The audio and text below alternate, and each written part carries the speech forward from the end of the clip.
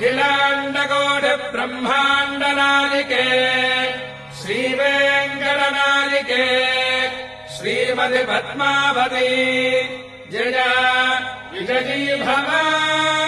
श्रीशैलानन्दसूरे सधवमुपवने चोरलीलाम् चरन्ति चाम्पेजेतेन बद्धास्तपतिमपरयत्तस्य कान्त्या सतीया यस्या श्रीशैलपूर्णश्मशुरति च हरेस्तादभावम् प्रपन्नः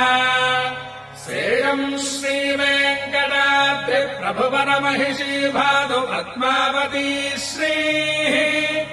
खर्वे भवदति गर्वे कृतगुरुमेर्वे शगिरिमुखोर्वे धरगुरदर्वे कररहितोर्वे धनजिघरोर्वे फणिपति गुर्वेश्वरकृतनामानुजमुनिनामाङ्कितबहुभूमा